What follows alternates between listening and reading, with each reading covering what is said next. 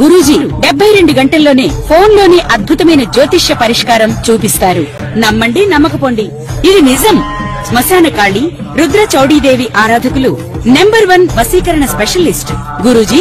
మనిషి పుట్టుక నుండి చనిపోయే వరకు వచ్చే అన్ని క్లిష్టమైన సమస్యలకు పరిష్కారం ఇక్కడ లభిస్తుంది. విద్య, ఉద్యోగం, వ్యవహారం, స్త్రీ ప్రేమ, పెళ్లి, సంతానం, స్త్రీ పురుష వశీకరణం, భూవశం, భార్యాభర్తల కలహాలు, కోర్టు సమస్యలు, విడాకుల సమస్యలు, చేతబడి, అప్పుల బాధ, ఇంకా మీకు ఎలాంటి సమస్యలు ఉన్నా 72 గంటల్లోనే శాశ్వత పరిష్కారం చేయబడును.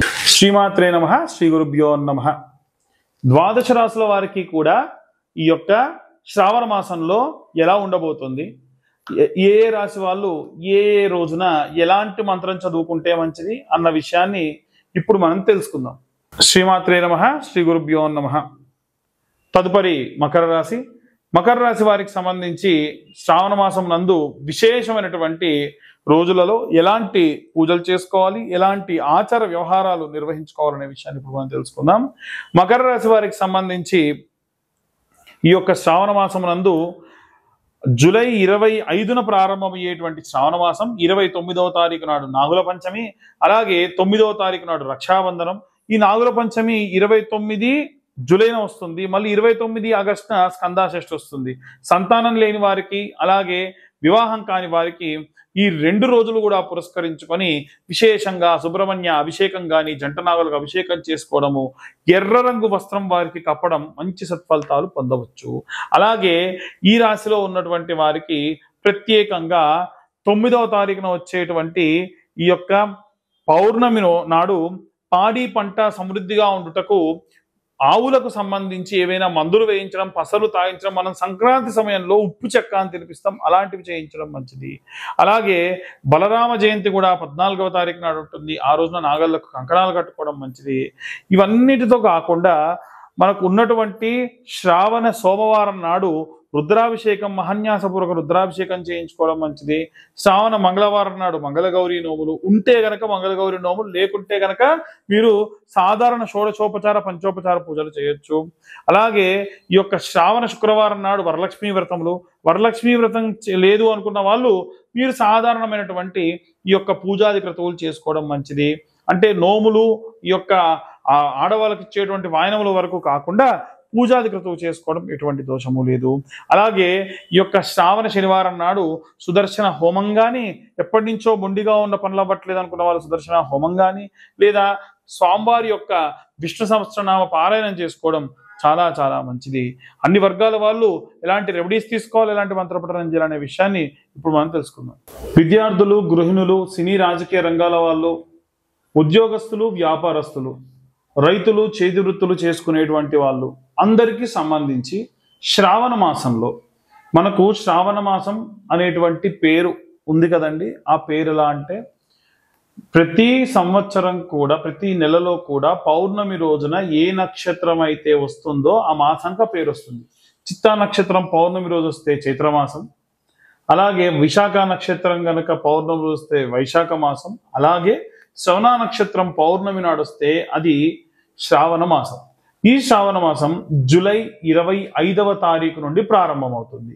ఈ జూలై 25వ తారీఖు నుండి కూడా ప్రారంభమైనటువంటి ఈ యొక్క శ్రావణ మాసంలో ప్రత్యేకంగా మనం వీలైతే శివకేశవుల యొక్క ఆరాధన చేయాలి, లక్ష్మీదేవి ఆరాధన చేయాలి, అలాగే గౌరీ స్వరూపంగా ఉన్నటువంటి అమ్మవారికి కూడా ఆరాధన చేసుకోవాలి.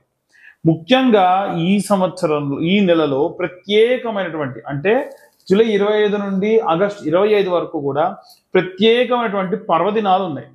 ఉదాహరణకు రక్షాబంధనం, అంటే రాఖీ పౌర్ణమి, అలాగే దాన్ని జంధ్యాల పౌర్ణిమ అని కూడా అంటారు. ఈ పౌర్ణమి నాడు నార్త్ ఇండియా సైడ్ విశేషంగా ఎన్నో పూజలు చేసుకుంటారు. అవి ఏంటో అని కూడా ఇప్పుడు మాట్లాడుకుందాం.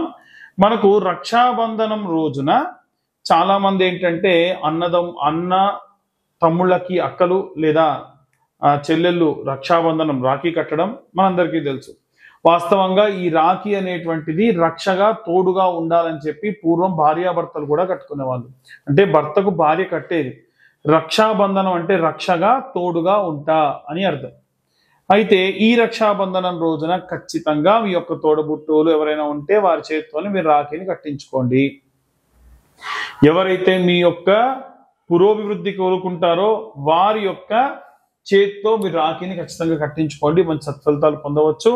అలాగే జంధ్యాల పౌర్ణిమ అంటారు. ఎవరైతే ఉపనయనం అయ్యి యజ్ఞోపవీతం ఒంటిపై ఉన్నటువంటి వాళ్ళు ఆ రోజున ఈ యొక్క జంధ్యాన్ని మార్చుకుంటారు. అలాగే ఉపనయనమైన వాళ్ళందరూ కూడా ఆ యొక్క రోజున కృష్ణాంజనం ఉంటుంది, జింక చర్మం, దాన్ని హోమంలో వేసేసి ఆ శరీరం పైన అది తాడుగా వేసుకుంటారు, మళ్ళీ మార్చి కొత్త వేసుకుంటారు. వీటన్నిటితో పాటు ప్రత్యేకంగా ఇది ఎందుకు చెప్తున్నానంటే, ఈ పౌర్ణిమ రోజున రైతులందరూ కూడా వీలైతే రైతులందరూ కూడా మీ పంట పొలాల్లోకి వెళ్ళి మీ పంట పండేటువంటి 4 మూలలా కూడా కాస్తంత పసుపు కుంకుమ వేయండి. ఆ రోజున భూదేవతారాధన చేస్తే మంచిది. మనం సంక్రాంతి సమయంలో ఉప్పు చెక్కను ఎలా చేసుకుంటారో north India side, Chhattisgarh, Orissa, Gujarat ఈ ప్రాంతంలో ఉన్నటువంటి వారందరూ కూడా ఆ ఆవులకి ఆరోగ్యం బాగాలేకుండా ఉంటే పసరు వైద్యం లాంటిది ఆ రోజున చేసి తీపి మధుర పదార్థాలు వాటి యొక్క కుడితిలో కలిపి పెడతారు. దీని వలన పాడి పంట సమృద్ధిగా ఉంటుంది అని పూర్వం నుంచి మనకు వస్తున్నటువంటి నానుడి. అలాగే బలరామ జయంతి అనేటువంటిది ఉంటుంది. దానికంటే ముందు జూలై 29వ తారీఖు నాడు నాగుల పంచమి ఉంది. నాగుల పంచమి రోజు కూడా గత వీడియోలో కూడా నేను ఈ యొక్క నాగుల పంచమి గురించి లేదా ఈ యొక్క సర్పదోషం ఉన్నటువంటి సమయంలో చేయాల్సినటువంటి దాని గురించి చెప్పా. ఏమని అనంటే క్లియర్గా జంట నాగులకి ఈ యొక్క నాగుల పంచమి రోజున క్షీరము అలాగే నీళ్లు పోసి శుభ్రంగా అభిషేకం చేసి, క్షీరం అంటే పాలు నీళ్ళతో అభిషేకం చేసి గంధం పసుపు కలిపినటువంటి మిశ్రమంతో లేపనం రాసి 21 బొట్లు పెట్టి 21 ప్రదక్షిణాలు చేసి 2 దీప ప్రమిదలు ఒకదానిలో ఒకటి పెట్టి ఆవు నెయ్యి వేసి దీపం వెలిగించి 5 రూపాయలు లేదా 10 రూపాయల్లో వీలైనంత వరకు కూడా స్వామివారి దగ్గర పూలు పండ్లు సమర్పించి 21 ప్రదక్షిణాలు చేయాలి. ఇలా చేస్తే సర్పదోష సంభవిత దోషాలు కూడా పోతాయి. ఇవన్నీ కూడా గత వీడియోలు ఇంకా డీటెయిల్డ్ గా మీరు ఎంతెంత తీసుకెళ్ళాలి ఏంటి అని చెప్పి గత నెలలో ఉన్నటువంటి సమయంలో ఈ కాల సర్పదోష కాలం ఉన్న కాలం కాబట్టి ఈ సమయంలో చేసుకోండి అని చెప్పాను. అలాగే ఈ యొక్క 9వ తారీఖు నాడు మనకి ఈ యొక్క పౌర్ణమి అనేటువంటిది వస్తుంది. అలాగే నాగుల పంచమి 29వ తారీఖు నాడు వస్తుంది. అలాగే స్కంద షష్ఠి 29 ఆగస్టున వస్తుంది. ఆ రోజున కూడా ఇప్పుడు నేను చెప్పిన విధంగా మీరు జంట నాగులకు అభిషేకం చేసుకోవచ్చు. 16వ తారీఖు నాడు కృష్ణాష్టమి, గోసేవ చేస్తే మంచిది. ఆ రోజున అందరూ గోవుకు ప్రదక్షిణ చేస్తే మంచిది. 14వ తారీఖు నాడు బలరామ జయంతి అంటారు.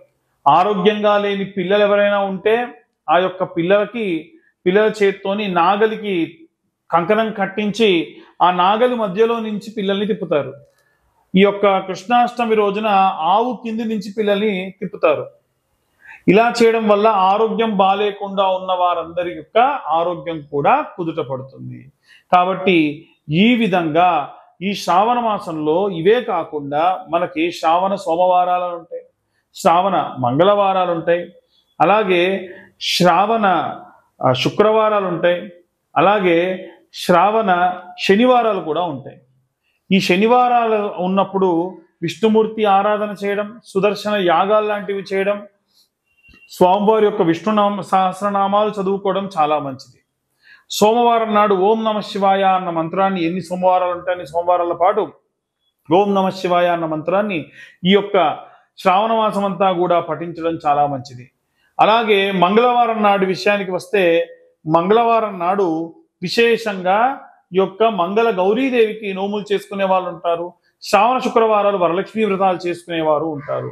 మీ యొక్క ఆచార వ్యవహారాలను బట్టి ఇవన్నీ కూడా తూచా తప్పకుండా దేవతార్చనలో ఎటువంటి లోపం రాకుండా చేసుకొని ఆరోగ్యవంతంగా ఉండండి.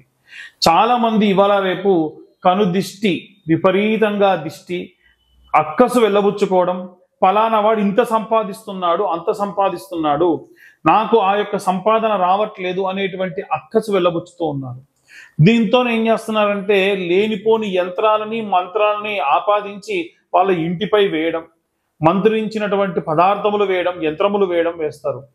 పరయంత్ర పరతంత్ర పరమంత్ర విచ్ఛేదనకు ఈ యొక్క జ్వాలాముఖి మాల ఉపయోగపడుతుంది. ఈ జ్వాలాముఖి మాల ఎవరికైనా కావాలి అని అంటే చండీ హోమంలో పెట్టి మీ దాకా అందించడం జరుగుతుంది. ఆసక్తి కలవారు ఎవరైనా సరే విత్ సర్టిఫికేషన్ నేను మీ దాకా అందిస్తాను. ఆసక్తి కలవారు ఎవరైనా సరే మమ్మల్ని కన్సల్ట్ చేయొచ్చు. కేవలం 1116లకు మీకు ఈ యొక్క సర్టిఫికేట్ తోటి ఈ యొక్క జ్వాలాముఖి మాల అందించడం జరుగుతుంది.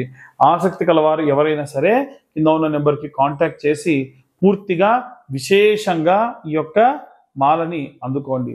మా ఛానల్ వాళ్ళు మీ దాకా రీచ్ అవ్వడానికి ఎన్నో రకాలైనటువంటివి పరిశోధనలు చేసి ఏ రెమెడీస్ మీకు చెప్తే బాగుంటుంది అనేది మా ద్వారా రాయించుకొని పదే పదే ఈ ప్రాబ్లంతో ఉన్న వాళ్ళు ఉంటారు గురువు గారు, ఫలానా ప్రాబ్లంతో ఉంటారు అని చెప్పి మీ దాకా అన్ని కూడా చెప్పిస్తూ ఉన్నారు. కాబట్టి దయచేసి ఎవరైతే ఛానల్ సబ్స్క్రైబ్ చేసుకోలేదో సబ్స్క్రైబ్ చేసుకోండి. ఛానల్ని ఈ వీడియో కనుక నచ్చితే లైక్ చేయండి.